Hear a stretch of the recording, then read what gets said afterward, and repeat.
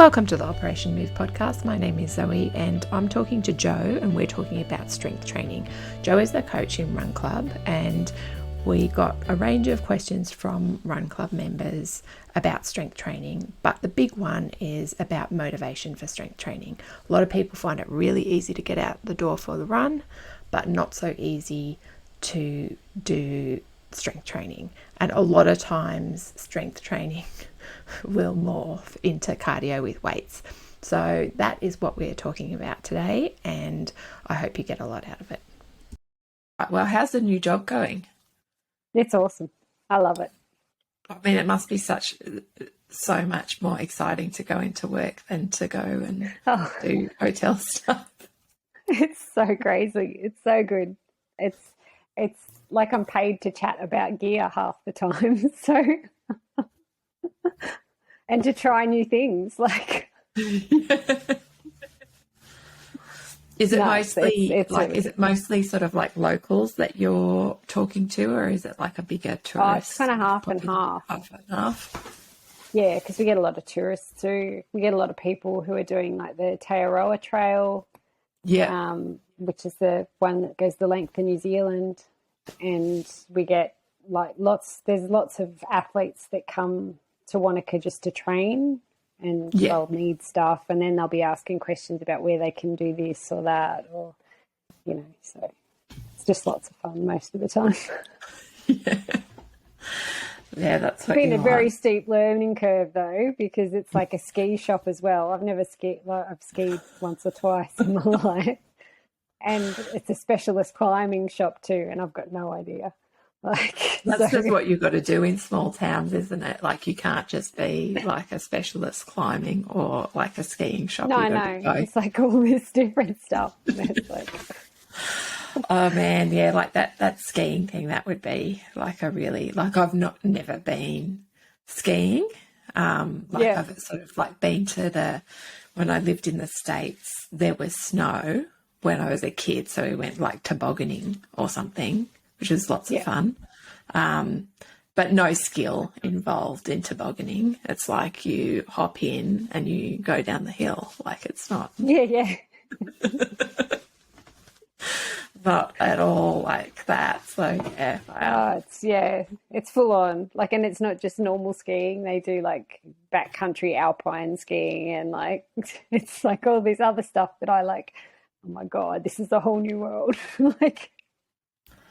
Yeah, and I mean, I guess that's what, like, so many of those European runners, that's all they do in winter, isn't it? Like that sort of. It is. That sort of skiing. It makes, I mean, you can imagine why. Like, I'm a big fan of niche sports. So in the Winter Olympics, like, I love the biathlon where they like have to shoot and then ski. Like, that's my favourite. There's so much skill in that. Like, seriously. It's just like, it's so hard because it's like so intense, and it looks so like uncomfortable, like going uphill and being in this. There's this great stress of if they miss something, then they've got to do like extra like penalty laps, and it's just like, it's such a fascinating combination of sort of like accuracy and endurance and stress management. Oh, the control that they have to have, to go hard out skiing and then bring their heart rate back down so that they can actually shoot. And then they're in like the lying position and they have to do it standing too. And I know, like, sometimes, like, after I leave a PT session, like, sometimes I almost have like handshakes just from like the fatigue. So it is crazy. It's actually good today. We've got I have 3 main questions that people are interested in with regards to strength training, which always makes it a little bit easier because it's like a big topic. And it's always one of those things where it seems, for the most part, like, really, like, most runners seem really resistant to it in general, and it's something that they don't like to do. And I sort of see the flip side of it when I'm at the gym, because they hate to run.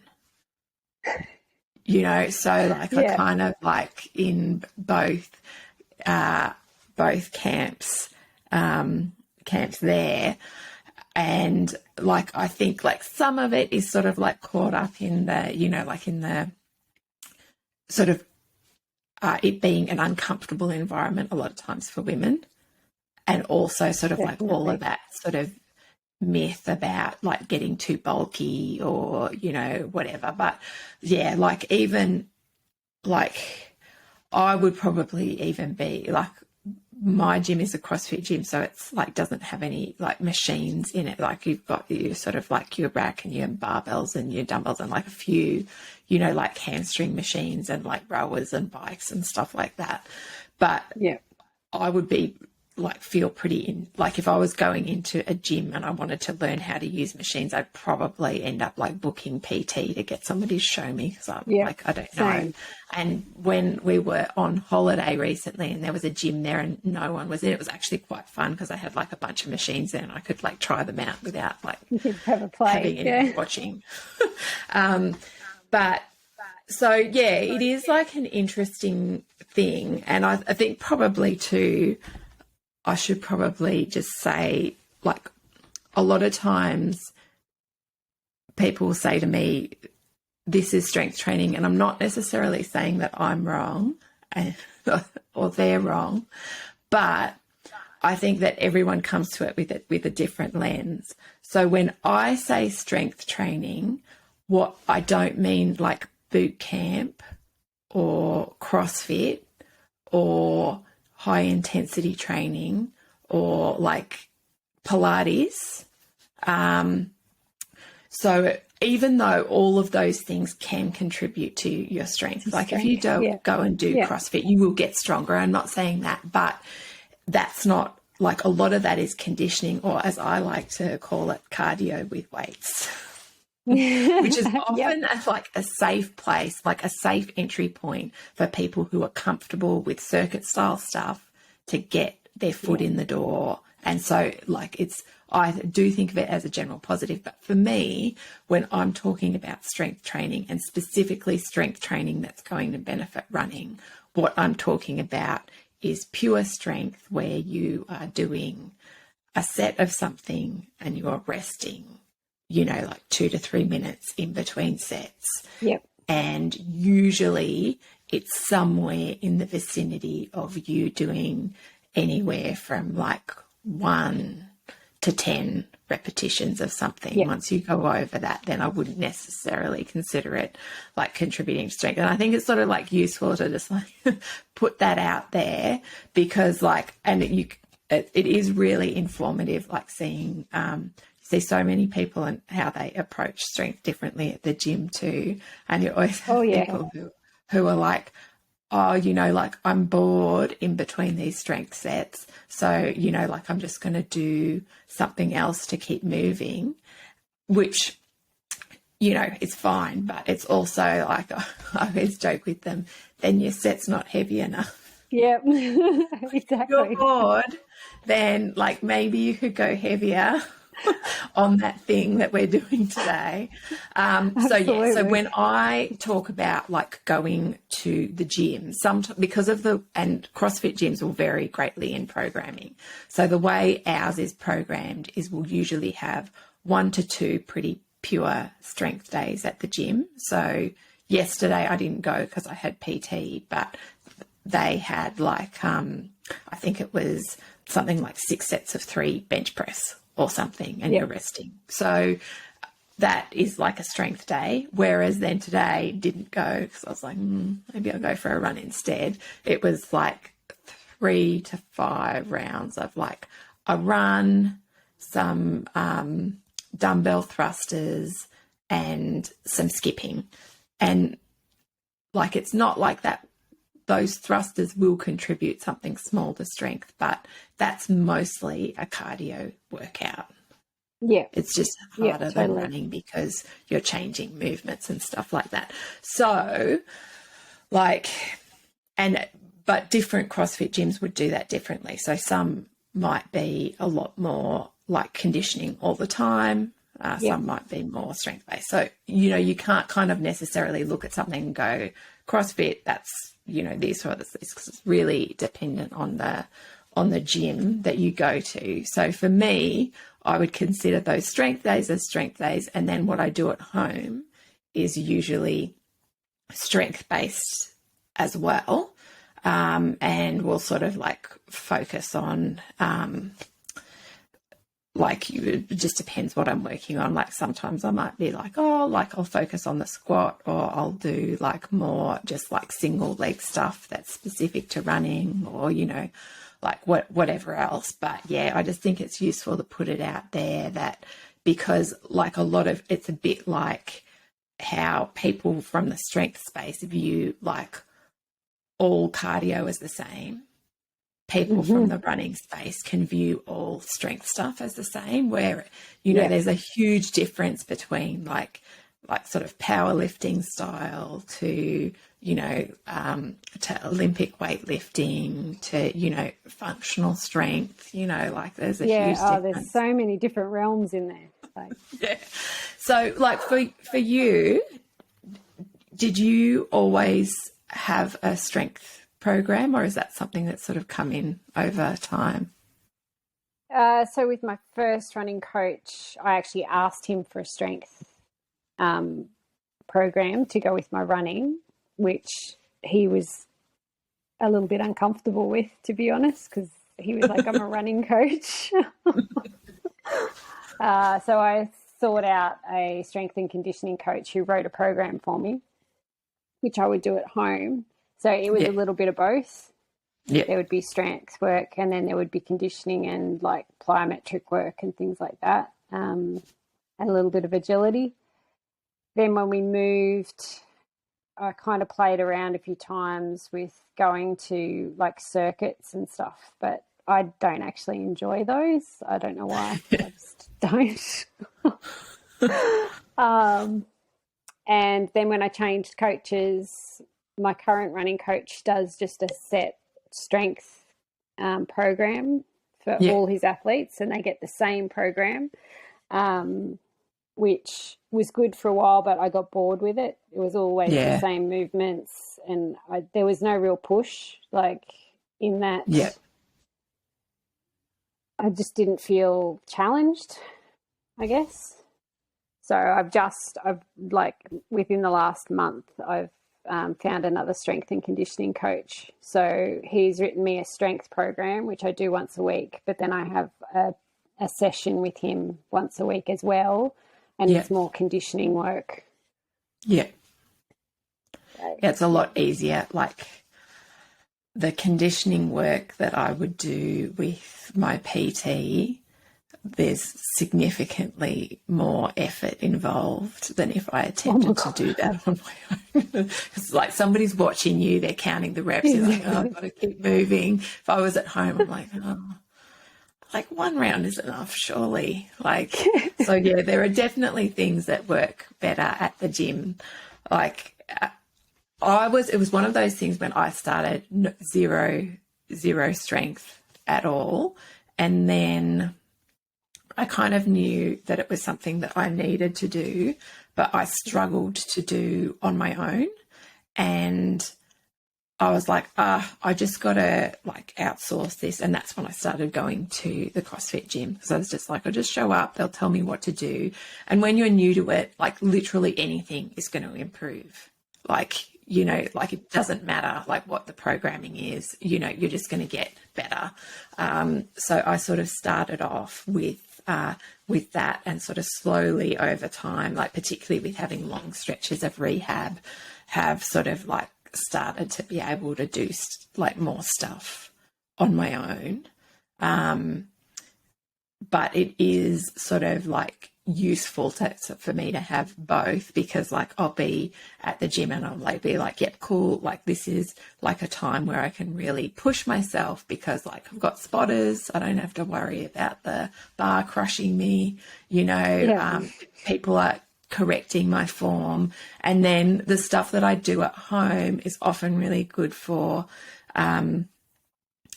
stuff that's less technical, or like practicing new skills that I might feel embarrassed to practice at the gym. Like I have a real psychological issue with box jumps, and it's a lot better for me to, like, I've got my box at home and I've got like plates that I can stack up so I can really gradually like increase that jump, where in a group environment you don't really have that capacity. Like you've got like 8 minutes to do some jumping. You're not going to really take that slow approach. And also with other sort of skill-based things like practicing handstands and stuff, I found that good to do at home, because like one of the things with group programs is they'll kind of like touch on everything, but your progress on individual skills tends to be like pretty slow because they're covering like all of these bases. So many things. Yeah. So like I've often found like, oh, I would really like to get better at pull-ups.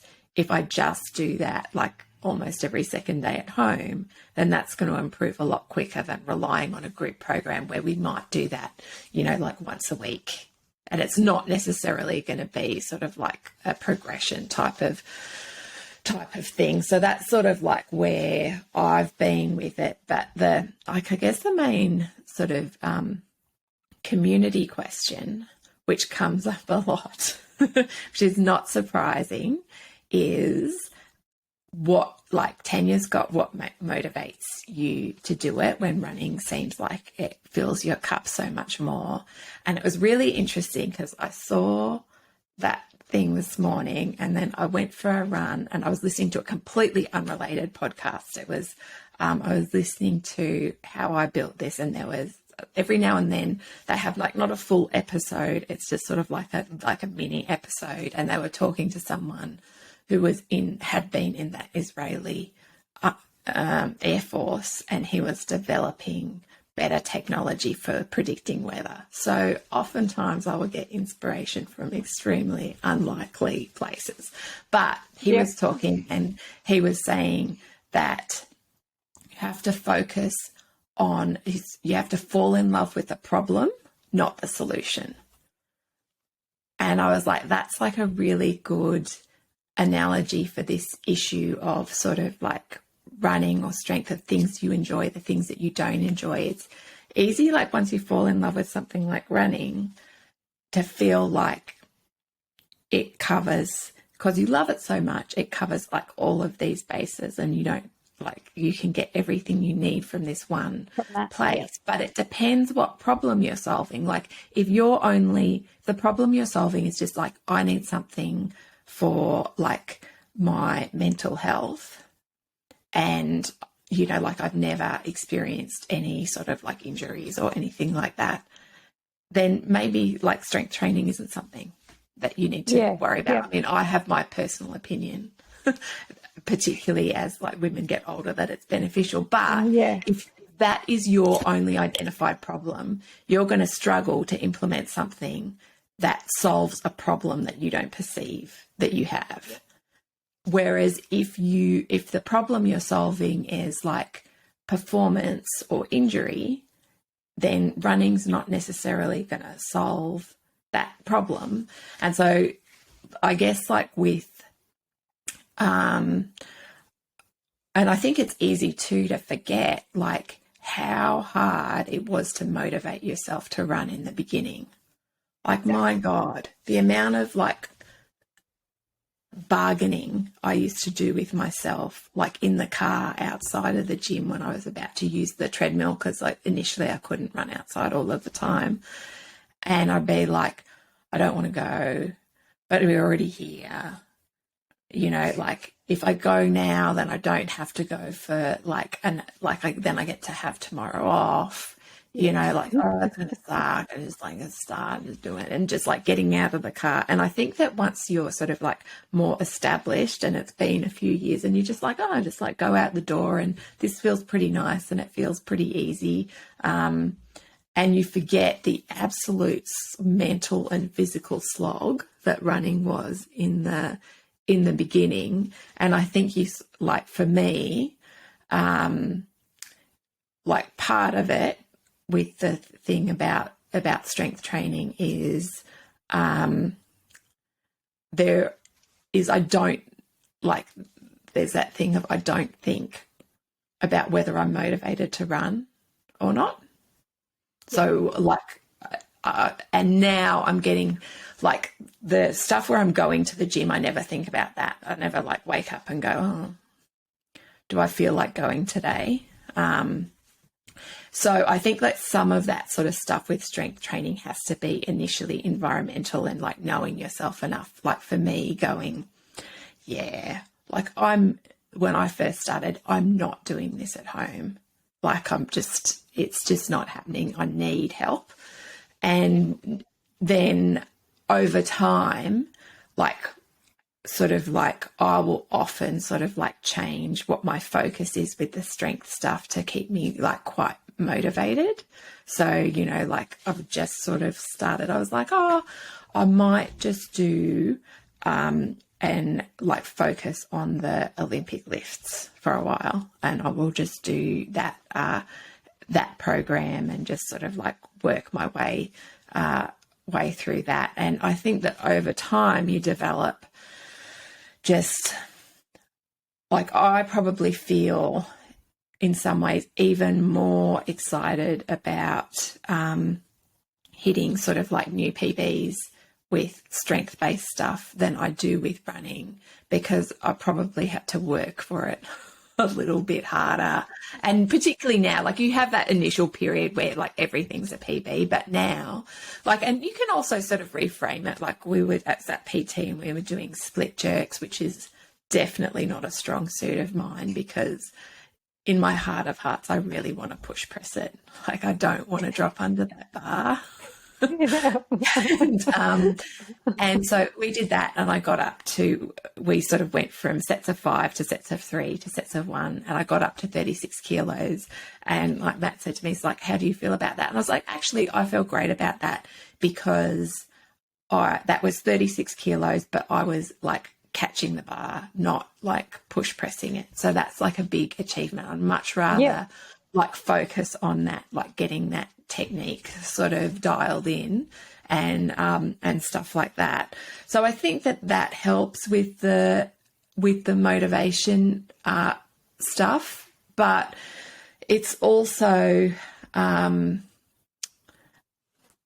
think it is like, in terms of like, probably the hardest thing for me to motivate myself to do is to go into the garage and do stuff at home. And similar to running, like once I get in there, I'm generally fine. You're fine. You know? Yeah. And so then it's sort of like, I probably use, like there are a few things that I do. One is, if I want it to happen, it probably needs to happen before 3, because after that I get sucked into like kid vortex of like post-school stuff.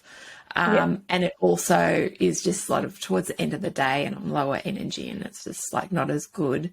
And also sort of like saving podcasts that I want to listen to when I'm in there, so I don't get to listen to them at another time. And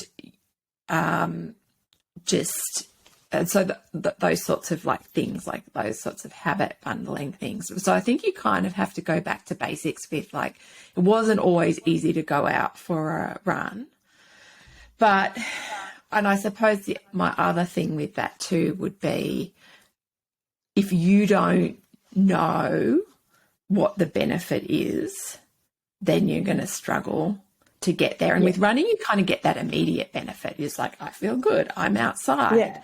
That wallaby I have is endorphins cute. flowing. Yeah. You know? So I think that too, if it doesn't sort of like have a purpose to it, then it can be like harder to kind of like get that long-term thing of like, this is going to improve my running performance, this is going to improve my resilience, all of that sort of stuff. It can be, which is sort of like what you were saying with that program that didn't change. It's sort of like, if it's always the same, then it's also kind of meaningless. And you kind of go, exactly. like, what's the difference? What about you? What are the things that have sort of like helped you with the sort of motivation piece? For me, it's always been about improving my run. Like, I see it as something that's going to help my running. So my running's super important to me, and I want it to do everything I can to make it better. And I know that when my strength is on point, my running feels better because I've got extra power in my legs, or I don't get stitches, or I don't feel like my core is going to collapse at the end of a really hard run, that sort of thing. So that's a huge motivator for me. But going back to what you were saying about how you heard something on a podcast and it made you think of this. I was actually reading something today from a woman I know here, and she was talking about how we have comfort entitlement, how we want things to feel good and feel easy, and that's not always necessarily the thing that's going to help you. And I think a lot of us have that about strength work, because a lot of people find it boring and, you know, what's the point and all that sort of thing. But there is a point to it. And maybe you need to get uncomfortable for things to feel better. But for me, it's just part of my. It's just part of my training, like as far as I'm concerned. Has made a huge, like when I went through that whole sort of like rehab cycle, and part of it was like rehab strength, but part of it was just I wasn't running, so my strength got a lot better because I was doing a lot more of it, and I wasn't getting fatigued, and my muscles weren't getting broken down by running because I was cycling, but you're not having that same level of muscle damage because you're not having that sort of impact. And my back got a whole heap stronger, which was like part of that plan. And it then when I sort of came back to running, that made like a massive difference to, you know, like not sort of like breaking down through the midline, you know, in runs, and it made me heaps faster, you know, and like the fastest and fittest I've ever been was when I was like super dialed in with my strength training, and to the point that I even like stopped doing some of the CrossFit classes. So like what I was doing was probably 5 or 6 days of running, and then probably like 1 to 2 days of like the maintenance sort of strength rehab type stuff. And I had like 1 PT session, and it also sort of like I think was doing specific strength work, and I would just go to like 1 CrossFit class that was like on our strength day. I just get the coaches like tell me when the strength day is, I'll come in.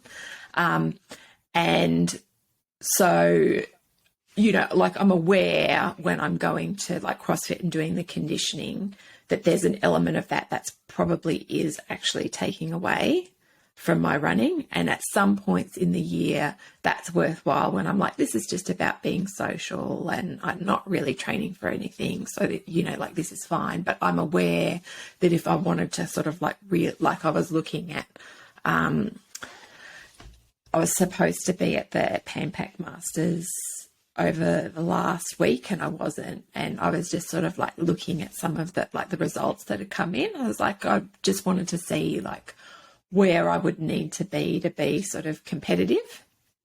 And you know, so I was looking at it, I was like, well, competitive here is like a 22-minute 5K, and I was like that, and so like the next one would be in 2 years. I'm like, that's actually like quite a good goal for like for a 2-year goal. And so I was sort of like looking at that. And so I'm aware that when I get into that zone of things, there will be some things that you just have to like scale back. So you get sort of like the full recovery. That's a beautiful tail. And so, yeah, so you can have sort of like different things at different times. But yeah, like, and when I'm really sort of training for something too, like I'm a bit the same. It's like, why would I leave like easy progress and adaptations on the table? Because that's what it is. Like anytime and you know, and particularly like in like one of the I'll have to see if I can find it to link up, but in one of the research papers I was reading recently, they tended to find that particularly as women get older, the vast majority of their adaptations come from improved strength rather than improved aerobic endurance. Because you've got like more of a cap, I suppose, on women because, you know, lungs are smaller, heart is smaller, whereas like men will have like a longer sort of, I guess, like runway of improving that aerobic side of things just based on being bigger. And so, so it's one of those things that I'm aware that it's probably more from that side of things where the improvement's going to come. And even like when that you sort of like a lot of the sort of professionals don't necessarily promote their strength training because, you know, like it's not popular on Instagram or whatever if you're not a strength athlete. But you would be hard pressed to find a high performing runner who couldn't like squat 1.5 times their body weight. Yeah. Like, because that's the kind of strength that they need. And it's not obvious because people are like, oh, they're so lean and they're so petite, but you can get like really strong without like putting on size. And so like most of those people are, you know, probably deadlifting 2 to 3 times their body weight and, you know, like squatting 1.5 times. And, you know, like it's one of those things where when they've had conversations about, you know, like what is strong enough for sport or running, that's sort of like where things land. And a lot of people, myself included, would fall short of that. Oh, me too. Standard. Don't worry. Oh my God.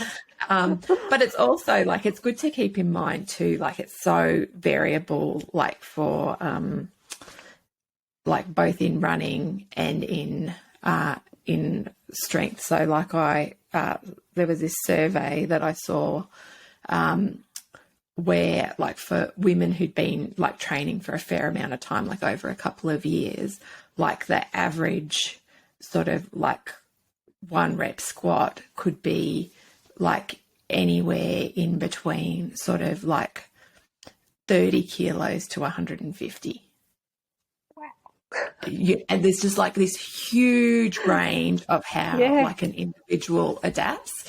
And so like it is important with that sort of thing too, to just be like focused on like what is improvement for you and not like what all of the other like super strong people are doing at the gym. Like all of the like people who come in, it's like, I've never benched before, and then they're like over there benching 60 kilos and you're like, okay. That's impressive. It's more than impressive, Jesus. I think for me too, I've always found strength work, it's like the non-competitive training that I get to do. There's a lot less pressure as far as I'm concerned. Like it's something that I get in there and I do it, but I don't give it that much headspace once it's done. Yeah. Whereas running, I think about a lot. So I actually quite enjoy strength training for that reason, because there is no pressure. Like I'm just doing it. When I'm there, I'm in it. And then when it's done, it's done. I don't go back and look at my stats. I don't analyze what I did. I don't look at how long it took me to do it. You know, it's just. Yeah. And like, I guess it's sort of also like one of the questions that Jody has here is like, can you do too much strength? And which is not like a common runner problem. But I think that that's coming from potentially going to like a CrossFit style gym. I could be wrong, but I think that that's where that's coming from. So I would kind of like define strength a little bit more there, like in terms of how much is strength, how much is conditioning. Yeah. But you can definitely under recover, you know, like the recovery part is a really important part of the strength work. So, you know, like usually with strength stuff, if I'm doing like different sort of body parts, I could do like a couple days in a row and then like have a day off and then do a bit more.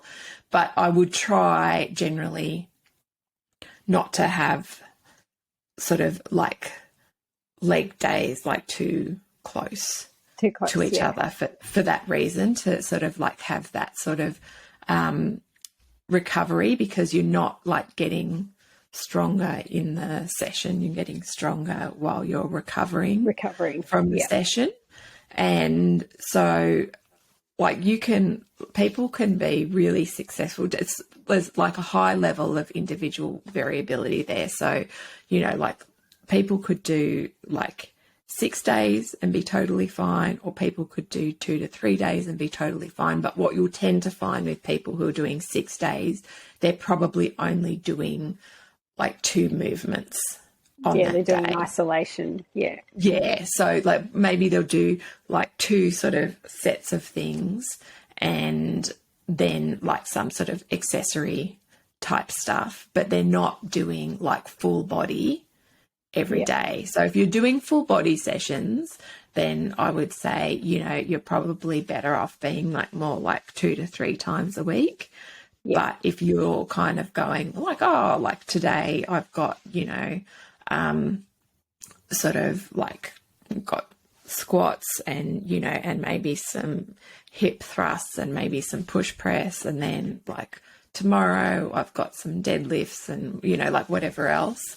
And probably then you can sort of like break that up. But you'll kind of know like how well you're recovering in between and how that's managing with your running. Like even like when I was at PT and I hadn't really, I'd had not been feeling well. So I'd had like done no strength and very limited running for at least 4 days. And I'm like, wow, these push-ups are feeling really easy. And it's like, oh, that's what it feels like to be recovered. That's nice. So yeah, like it is, I think like how I tend to approach it is like, do I feel like I'm carrying fatigue from session to session? Yeah. And I really sort of dial, like on when I'm going to the gym lots to do general CrossFit workouts, I really dial back the intensity. So other people are doing an intense workout, I'm kind of just moving because like I've got other things going on, and that's not the purpose of why I'm there. Like I'm there because it's social and I enjoy it. And I'm not necessarily like always there to kind of like push the intensity, where other people are, because that is their one thing and that's what they're focused on, and they're there to beat the last time that they did. And I'm there going, well, this 400 meters isn't really 400 meters, guys. I don't know what you're doing. And spot the runner. And it's like, and I'm like, well, I don't really want to sprint 400 meters because we're turning around at halfway. It's just like, is it worth it? I don't. It's not really worth it, I don't think. So I have a very different approach to it, and I think that takes time and confidence and like a good working relationship with coaches. That the coaches are never going to see me at CrossFit like jogging and go run faster, because they know that I've got like other stuff going on. And often they'll even say to me, oh, are you running today? Because they know sometimes when runs come up, if I've had like a lot on that week, I might opt to be on the bike instead of like, it's kind of ironic because they're like, oh, running workout, you're going to love this. But I'm probably only do the running workouts like maybe 50% of the time, because it doesn't always like sync up with my week or like what I've got going on. Or like they'll do like a 5K time trial and I'm like, there's not enough warm up for me for this to be a time trial. So I'll go and do the 5K at like a, like at a 10K pace, which is my preferred thing anyway, really. That's what I love. It's like, I do like a 10K at marathon pace, like a 5K at 10K pace. It's very enjoyable. That's nice. So, so yeah, like, so I think that when you're sort of like managing like multiple things, that you can like have the capacity to sort of like pull back on things. So also, like, if I'm mentally fatigued and I'm going, oh, I want to do this strength session, I find it a lot less taxing to do sort of like chest and upper body than legs, because legs are really hard. So if I'm a bit fatigued, I'll go, okay, like I'll go and I'll do some, you know, do some benching, do some pressing, do some accessory stuff. And then in a couple of days, I'll probably feel a bit more recovered and I'll be ready to like face legs, or, you know, something like that. Really, so just mentally fatiguing, because especially at the moment, like, because I'm starting to push the limits, and like constantly still got that, I've really got to make sure I'm doing this right because I don't want to injure myself thing going on still. It's, yeah, there's a lot of mental fatigue that can be involved in that, definitely. And I think it's also the kind of thing where, like, you know, like, I think with arms, probably just because they're not, like, don't tend to be as strong, or, like, you know, not for me anyway. Like, there's a hard limit there. There's like, I cannot, like, push this overhead. Like, that's, I just can't. Whereas with legs, there's always like, maybe I could, like, because they're so much stronger. And so there's that sort of that mental chess of like, okay, like this is I'm supposed to be within kind of like maybe have 1 rep left in the tank, maybe 2. And you're like, have I gone enough? And it's a bit how I will feel on like with sort of like flat running at speed. There's always that sort of like mental thing of like, oh, maybe I should have gone faster. Whereas especially if I'm doing just hills, as you finish. when I'm doing hills, I know that I couldn't have gone any faster. Like if I'm doing hill sprints, which is why I like them. And so I sort of have a similar thing, like the flat speed stuff feels similar to leg day to me, where it's like, could I, like, was that where I should be, or did I just not want to do like one more? Like maybe I could have.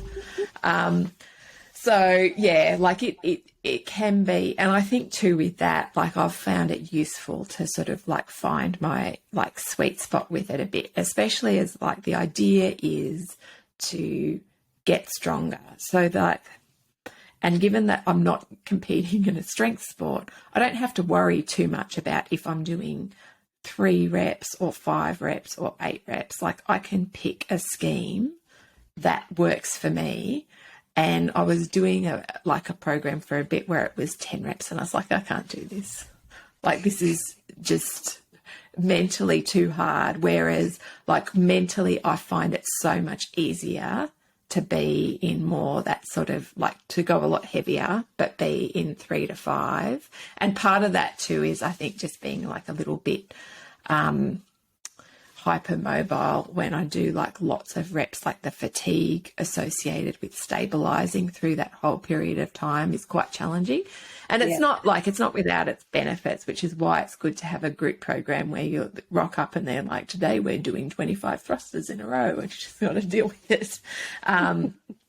But I think that for if you're going, okay, like this is for the purpose of getting stronger, then there are loads of ways to do that within something that allows you to like push that limit, and some styles of programming are going to be better for that, you know, just depending on, you know, like, and it will change too. Like sometimes mentally I'm like, I'd much rather do 8 reps at 70% than 2 reps at 90, you know, and particularly if you're sort of like working on that technique and, you know, everything else, like it does, you know, like you don't want to be chopping and changing programs, but I think it is worthwhile to kind of go like not all strength training is the same, and you can try out different styles that you like better than others. And, you know, like for, you know, sometimes you'll have that sort of auto regulation thing, which is like you keep going until it feels like you're at this level. And some people will really like that because it's really adaptive, but other people will hate it because it's like, did I do enough? Should I have done more? Like not being aware of where that sort of, what sort of stimulus they're sort of aiming for, and, you know, like just all of that sort of stuff. So it is worthwhile sort of like hunting around and finding, you know, like not just like, because it's sort of, and, you know, like I am always going to dislike like split squats and lunges, but I still do them because I know that they're really good for running because it's a single leg sport. And what else? I've got another question here from Michelle, which is, should your nutrition change depending on if you're running or you're doing strength work? Would you change anything, like based on like when you were doing more strength as opposed to? I like to make sure I'm getting but I mean, I do this after running as well. I like to make sure I'm getting plenty of protein just for the recovery process, really. I don't think my actual nutrition changes that much. No, I think it depends on, like, I would say, actually, what I do is pretty similar regardless. I would say that, like, I tend to prefer now not to run fasted, like to have some oats or something before I go. I think it's better. I think I recover better. I think that I feel less like I want to eat everything in the fridge for the rest of the day when I've eaten before I go. But I would say on days when we're doing like a heavy leg strength day, I feel that even more. And oftentimes I'll go to the gym having had like overnight oats, and I'll be like sort of 2/3 the way through the set and I'm like, oh, I should have eaten more. Just because like it's sort of, because the legs are such hungry muscles, it like, I really feel the benefit of like on a squat day of having eaten before I go. And it's even on those days, I would tend to probably eat just a little bit more through the day. Like usually my system is pretty much the same, whereas I'll have sort of like overnight oats. I have like a little bit of pre-workout, which is basically just amino acids, which no real research on that as beneficial, because you should be getting enough of those from your protein anyway. But it's just like they happen to be in the pre-workout that has my caffeine, and that like the slight lemon flavoring in the pre-workout helps with me adding in like creatine and some greens powder. So it's sort of like, it makes it a very palatable thing to drink. And I figure at least that way I'm getting about 750 mils of water before I get to the gym or get to the run. So I have that as well as the oats. And then afterwards I have like usually, because if I'm going to the gym, I'll have driven and it's about 20 minutes from home. So, and that's not a big deal in terms of like the time gap. Like if I went and then ate when I got home, that's fine. But often I'll come home to going straight into kid stuff. Yep. So I will have that protein shake in the car. So that's sort of like already in there. And then if it's like another hour or so after the kids have gone to school that I have like second breakfast, then that's okay. So yeah, like I think definitely, I saw a funny thing like this. He's like an endurance author on Twitter who was absolutely not appalled, but just like seemed to really struggle with the idea that anyone could eat more than 20 grams of protein in a meal. I was like, what are you doing? And somebody Brad Stulberg, who's like has written a lot of those sorts of like mindset books, and he used to run, but like he's primarily into lifting now. Your reply says, "Do you even lift?" And I was like, I mean, like, I'm a runner, and I could, of some meals, I could easily get in like 40 to 50 grams of protein, no problem. And it's sort of interesting. It's probably also in some ways more necessary for, like, I think that because women eat less food in general, that sort of that protein part becomes even more important.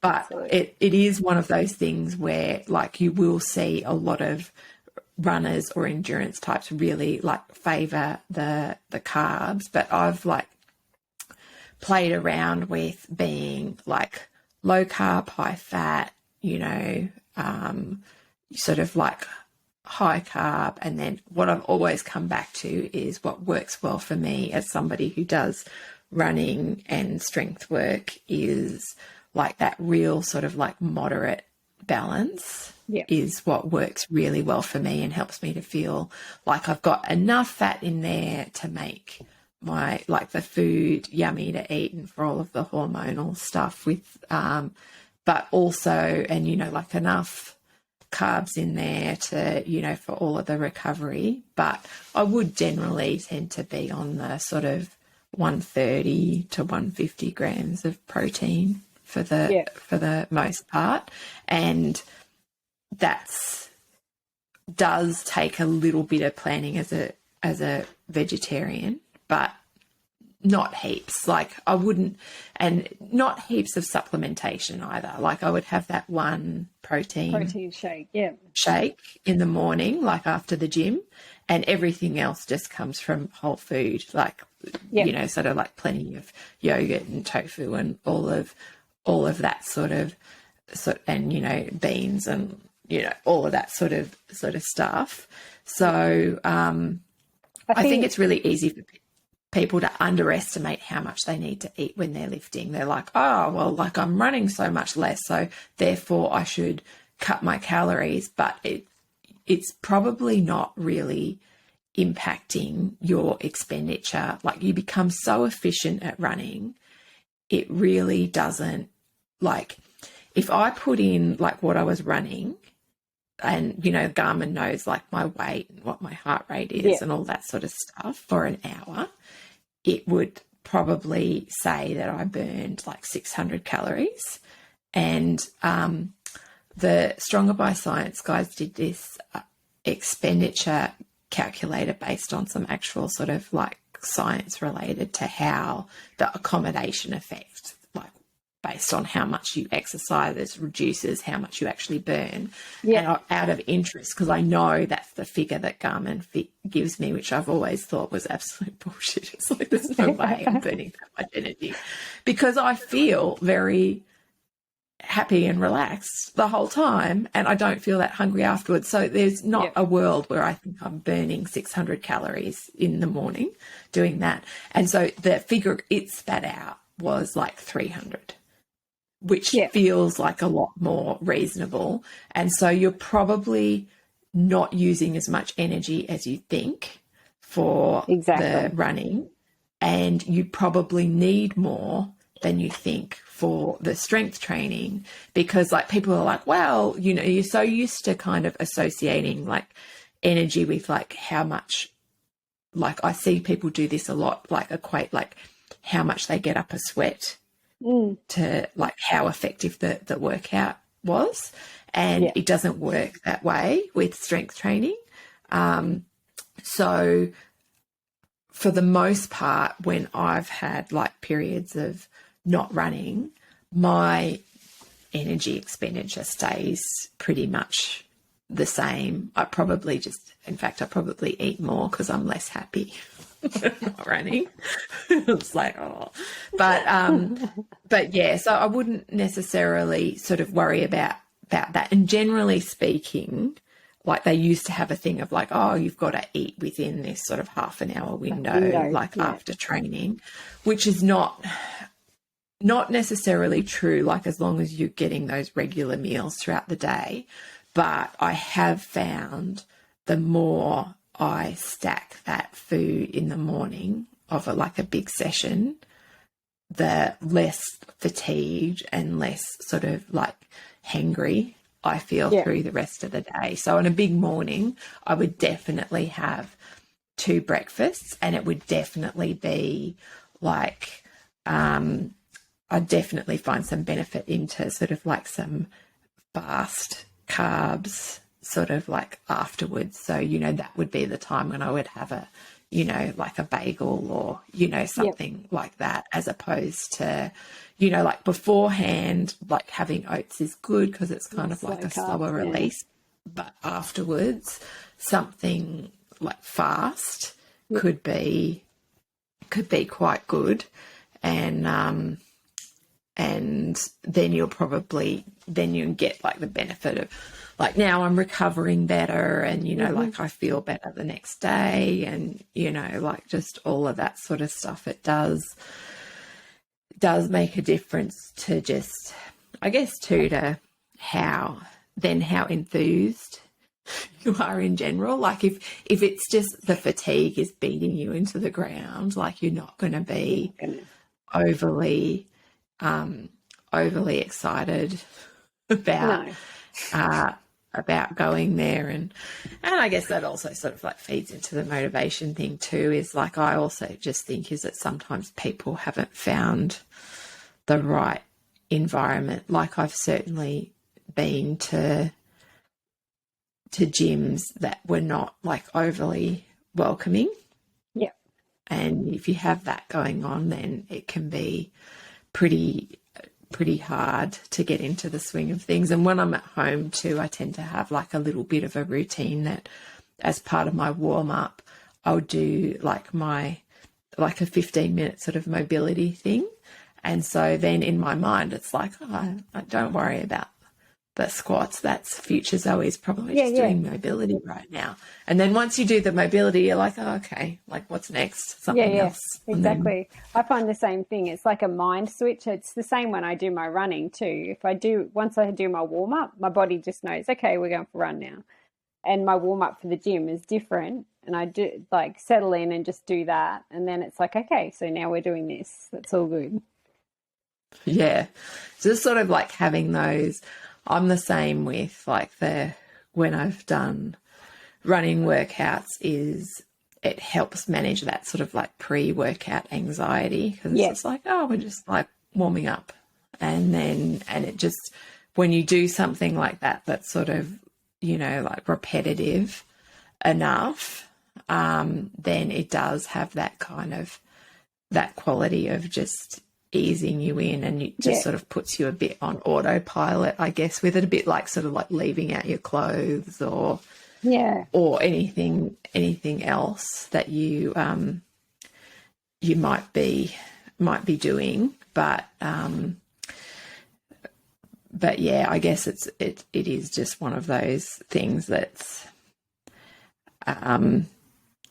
you just kind of got to fake it until you make it feel like running. It's like, I think understanding your why, though, it's like running. Like, why do you run? Like, okay, so why do you want to do strength? Like, you really got to find the why behind it. So for me, it's because I want longevity, and I want to be strong when I'm older.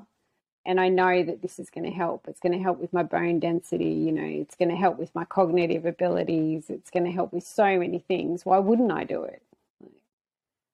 So. Yeah. And I think that it's stepping past that, like, I know I should do strength type of thing, which, like, because often, like, people know that something is probably good for them, but if they're not connected to that reason, then it's not gonna get you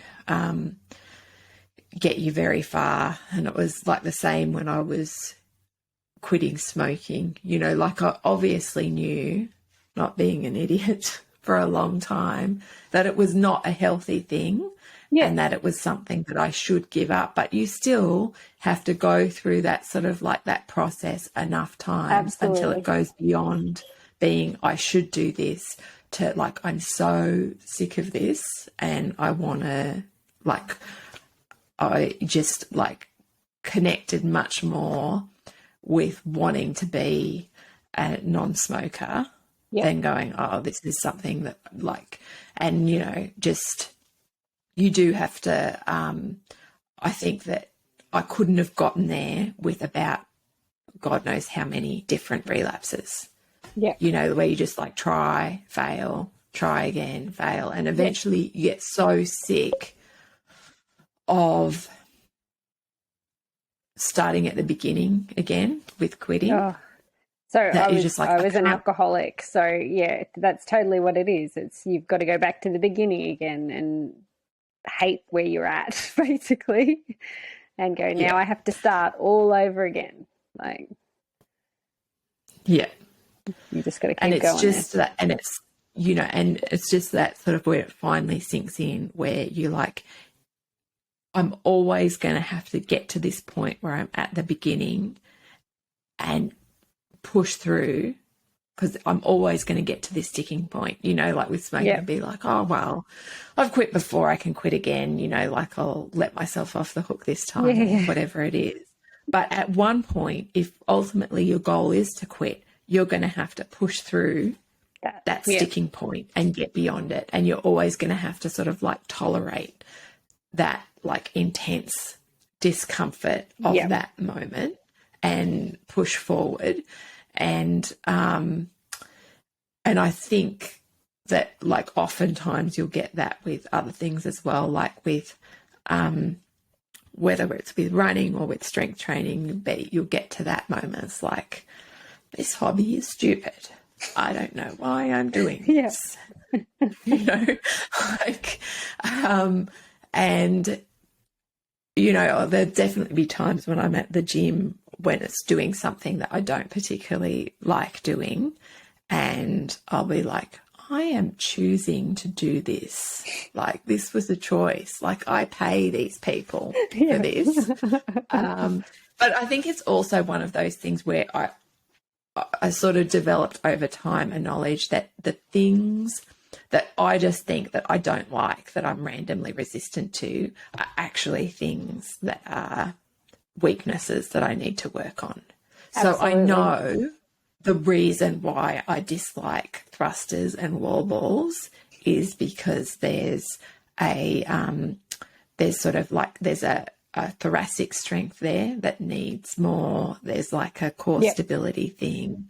There's, you know, like a muscle endurance piece, and it's all stuff that is, you know, like, and it's all of that sort of like that front squatting, like focusing on those like hip flexors and stuff, which is great for running.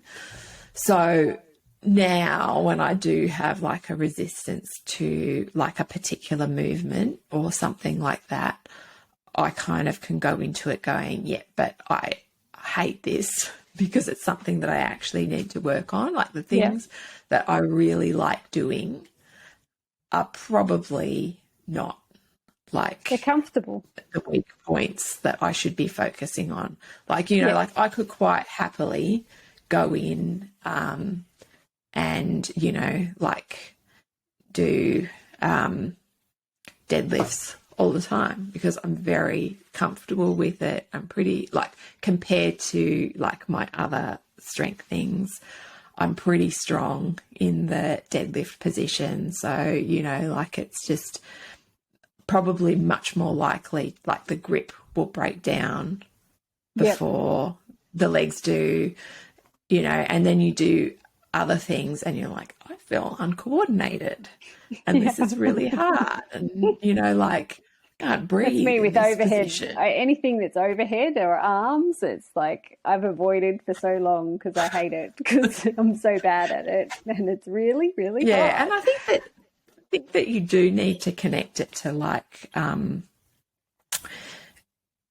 having a mum who works in aged care has been really useful to connect it to sort of like long-term things. Like ultimately, what is the thing that's going to keep you out of the nursing home?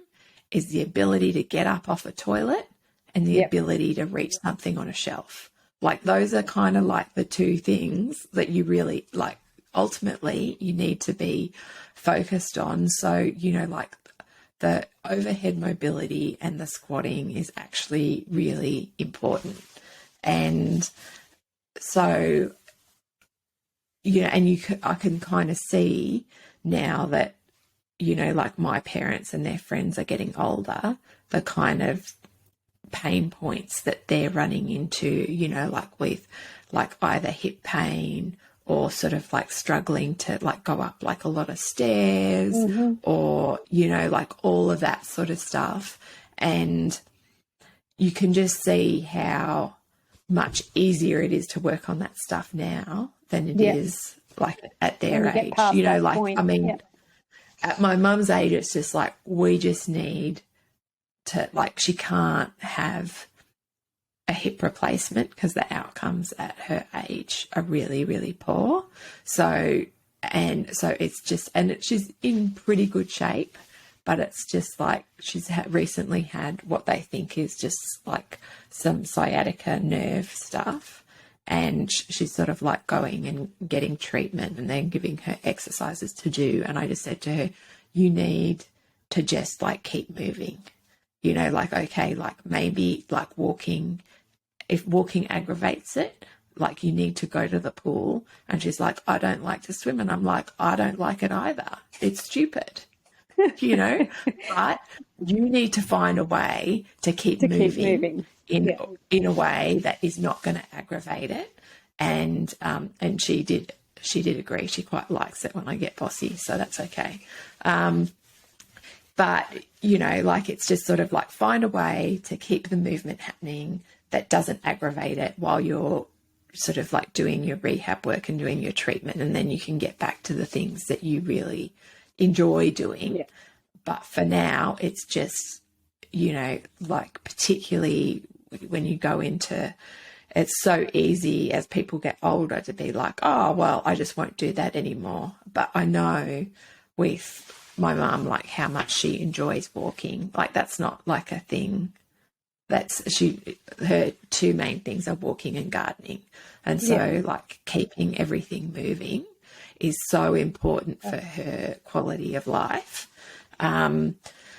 So I think that now that I'm seeing those things, like, because I guess it's probably not like considered an older parent by today's standards, but, you know, like because she had me when she was 36, it's sort of like on the older side. So, you know, like a lot of people have sort of like younger, you know, parents than what I do, but it's been sort of like good to see that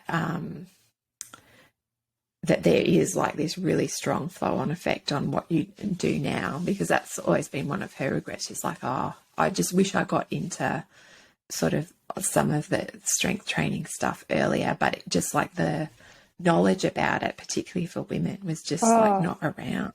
You know, non-existent. Like they barely even lifted up a tiny, like she used to go to the Curves gym and I think they did circuits and stuff. But, you know, like it was not like a real sort of thing. And because she was a nurse, it's just like just so much lifting. Yeah. But, you know, like often like not in a great position. way. Yeah. Yeah, not in a great position and, you know, not overly supported or no. Or whatever else. So yeah, it's very it's very easy for that sort of stuff to build up over time, particularly with, you know, like bone health and everything else. So yeah, like I sort of see that stuff with it, like how protective strength training is for things like definitely. You know, cognitive disease and, you know, as well as like mobility and function and everything like that. And so because that's closer to me, it's easier for me to connect that as opposed to going, oh, you know, that'll never happen to me. It's like it definitely will. Yeah, that's right. It's coming. Like we've got to do what we can to mitigate. Yeah, exactly. Oh.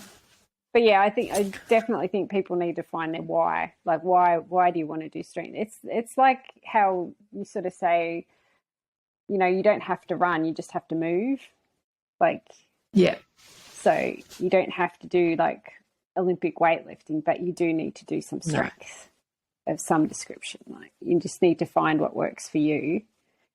And it's okay that it's yeah, uncomfortable. Like, anything that you're starting that's new is going to feel uncomfortable. yeah. And I think that just sometimes too they have like programs where that's quite good because it'll like ease you in really slowly. So you'll start with something that's super easy. Like a lot of like I remember when I was first starting to do stuff at home, they have just like a 5x5 app, which is sort of you're doing sets of 5 across like 5 different lifts, and it's a good entry point. It's pretty basic. You don't need a lot of thinking power behind it. And you sort of start off with an empty bar, and then if you complete it, the next time you do the session, maybe you add 2.5 kilos. So for the first few weeks, it's pretty easy. It's not that uncomfortable, and so there's no reason not to do it. And then you get a little ways in, it becomes extremely uncomfortable. But at that stage, you've already established like a habit with it. Yeah, exactly. And so it sort of helps. So there are things like that that can help with it. And I think too, it's just like if you're struggling to fit in strength training and running, then the real conversation you have to have with yourself is, what am I going to get more out of? Like run number 5 or doing some strength training?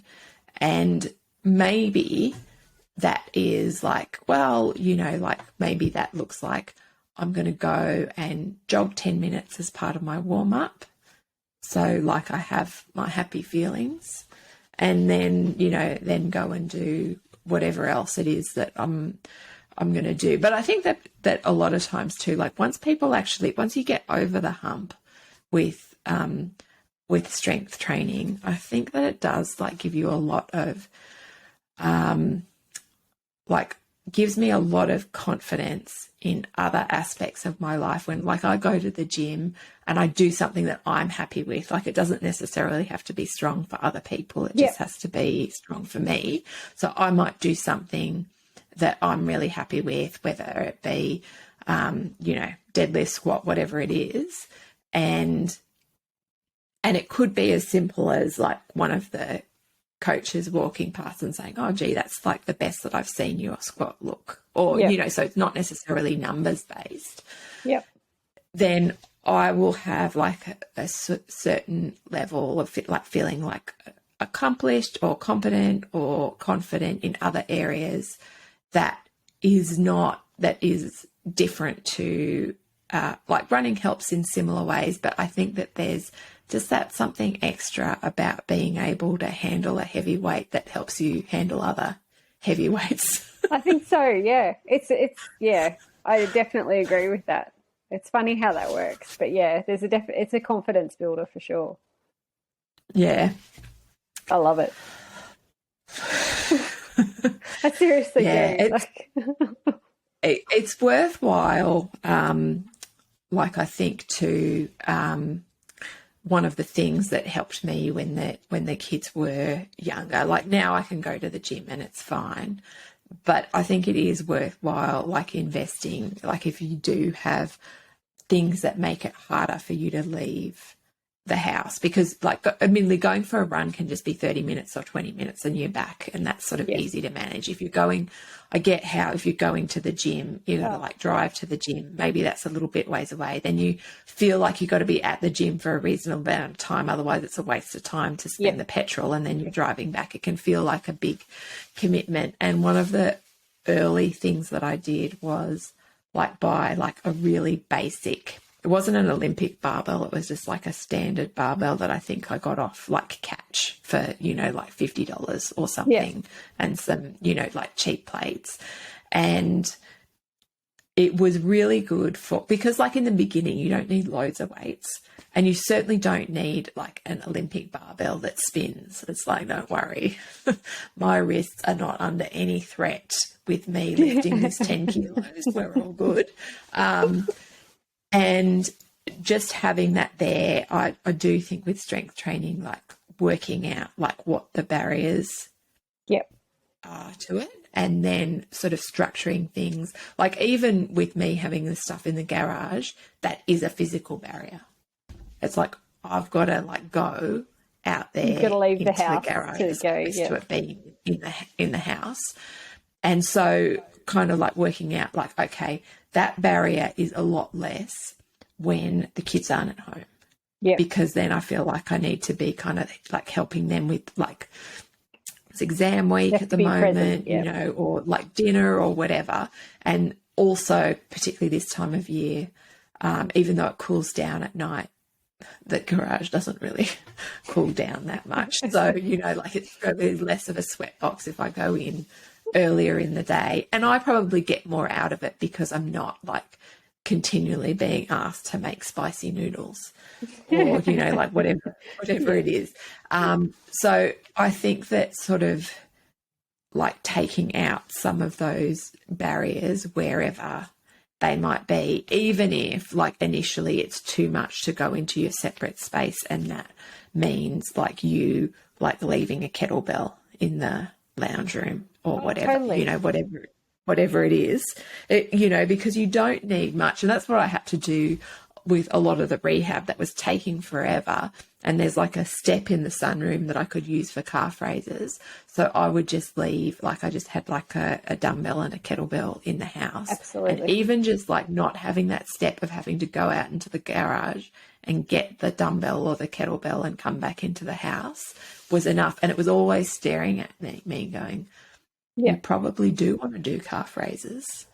So I had my kettlebells sitting right next to the television, because when I was single parenting here, when we'd first moved, and I just could not get away when the kids were here, and I was working when they weren't here anyway. So we would come home, they would do their homework, and I would like get dinner started, and then they would watch TV so that I was in the space with them and spending some time with them. I would do my weights while they watched TV. You know, because that was the way that I could get it done. Otherwise, it wasn't going to happen. Yeah. So you just got to you've got to find your way to do it. Yeah, and it does. And I think that can be hard, like can be the barrier is like if people are looking at doing it in the evening, you can feel like you're stealing like family time to do your own thing. Which I think there's some level which you can push back on where you just got to, like, you've got to do your stuff as well.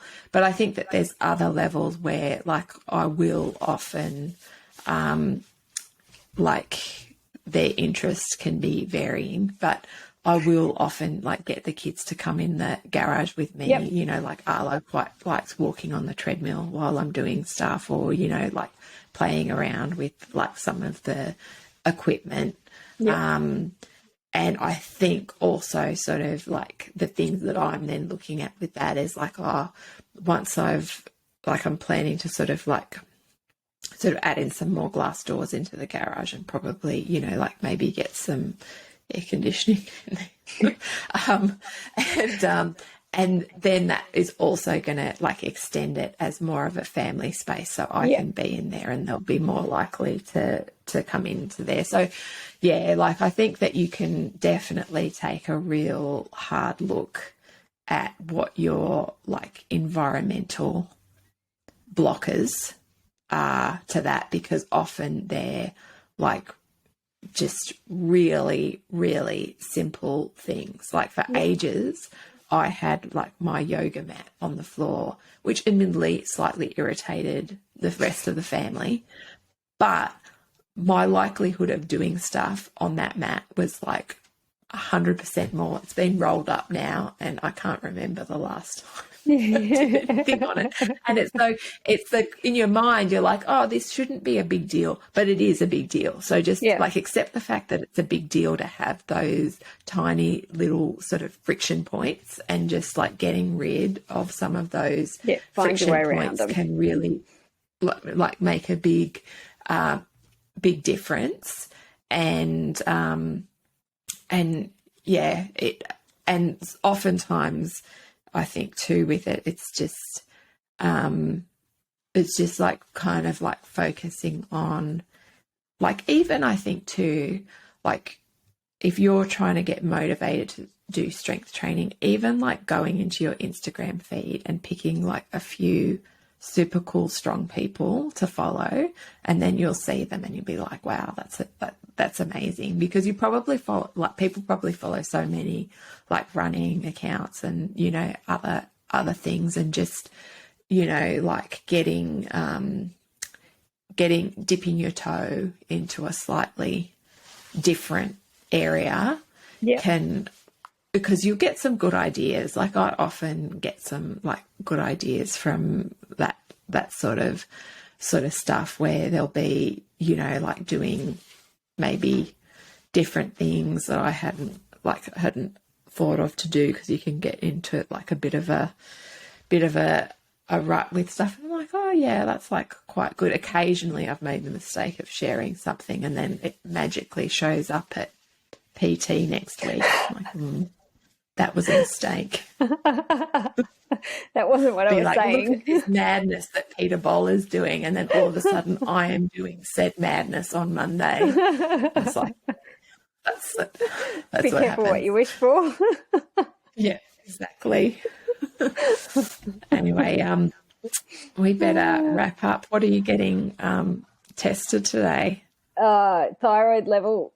Just, it's a regular thing because I have hypothyroidism, so we're just double checking on my levels, making sure it's okay. Oh, that's good. And a liver function test and some other things. I like to go and get like a full-on blood screen once a year, and when I had it in January, there was some weird shit going on, so we're just double checking. I said it was because I wasn't running.